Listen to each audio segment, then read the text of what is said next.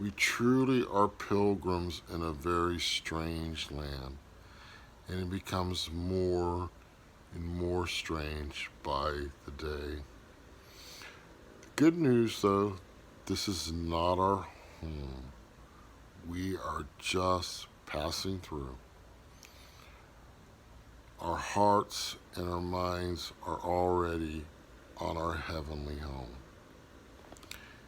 This is not because we hate life, we love life, and we love God's creation, but we don't belong here anymore. Why? Because this world has been given over to the evil ones. It's been given over to evil and darkness for a time until it will be completely remade. We will see a new creation, a new heaven, and a new earth. I guess I'm going to call this detachment. It's kind of a part two to letting go because each day I detach more and more from the things of this world. There are still things I enjoy a little bit, little basic things. Like I said, of course, I enjoy the things of nature. They give me peace and comfort, even if they're just right outside my window. I like a cup of coffee. I like bacon and eggs. Silly little things. But they're going to go. They're going to go. I won't have them every day. I had a strange dream last night where I was running around in bare feet and I had one bill in my pocket. And it's the second night in a row where I've been running around with this one bill. It was like all I had in the world. And I'm not sure, I think it was a $20 bill.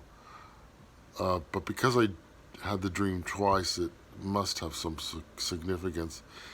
The fact that having no shoes, well, and a $20 bill, and I was pretty dirty in the dream too, so I was down to the basics, let's put it like that. But so each day I kind of let go. I kind of things that were a little bit important to me, even books and things. I've put them away in a trunk because I'm not going to probably ever get around to reading them. This is not pessimistic. This is just realistic. This is just what I know I have time for and don't have time for. And I'm getting mentally prepared, physically prepared, and above all, spiritually prepared for what's coming. And I'm doing that by detaching. Detaching from what people are saying about me, what the opinions of men. I'm detaching from my own opinion about myself. I'm detaching literally from everything, from objects, from the idea of comfort. That's a hard one because I think we're going to face having no power, having no heat, all sorts of things, and that's something I won't be able to do without grace. Without murmuring, I should say, because I'll need the grace not to murmur because we get used to certain things. I mean, I'm grateful that the light's on today, but it's moving very, very quickly everywhere in the world. And I'd be an ostrich with my head in the sand if I pretended otherwise. That I have a lot of time before I'm going to have to make that definitive choice that could cost me my life if he chooses not to keep me hidden. And yes, I am talking about imprisonment or martyrdom. And I have to think along those lines. Anyone who loves the truth and is speaking and proclaiming the truth, even on the smallest scale, is a target. You and me, and our families who are not seeing the truth. Not every one of them will turn on us, but all it takes is one, okay, to turn us in. Friends, family. I can certainly see friends doing it to me. So I detach. I detach. I trust no man. Trust Jesus alone. All my hope and all my faith is in him and nothing in this world. So I detach from the world completely because it's over. The world as I knew it as a child growing up is forever over and will one day, as I said, be replaced by a new heaven and an earth. This world will burn. It will burn to nothing. People don't want to hear that. How else will it be recreated? How else will it be made new? So it's been it's been predicted and prophesied by more than I can count. People don't want to see because they're clinging to the world. They're holding on to the filth because that's all it is now. It's and if it's not downright filthy, it's delusional. Everyone's walking around in a fog. Everyone, and I mean, I'll give you one example. I like art, and when I was younger, I visited a few of the great museums of Europe, and so I was online and I saw, oh, they're going to have a tour of the Louvre Museum, which is in Paris. It's one of the greatest of all museums.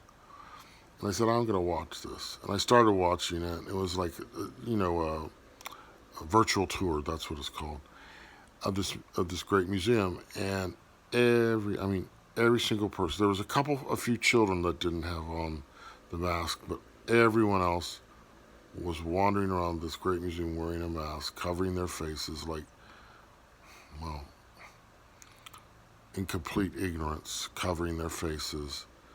And I couldn't watch it. I didn't want to even look at the art. I didn't want to look at any of it because it's like they're all shepples, going along blindly, following the agenda without questioning. Those don't prevent anything, folks. Come on.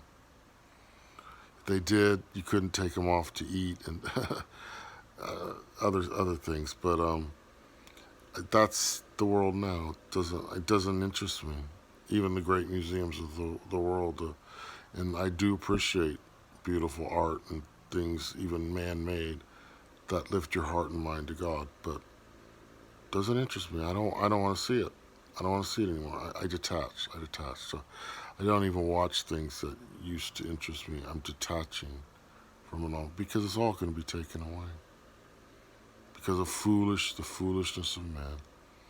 He could have had everything.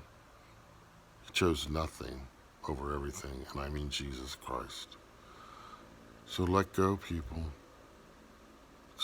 I can't tell you, I can't force you what to do. I know it brings me peace, little by little, letting go of this life.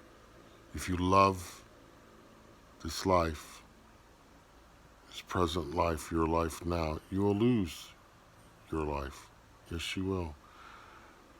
But if you don't love your life, you will gain your life. And I'm talking about real life, spiritual life, life with Jesus, eternal life. I detach because it's a dead world. And I look forward to a new heaven and a new earth, reigning forever. And yes, we will. We will reign and we will wear crowns forever with our beloved King, Jesus Christ.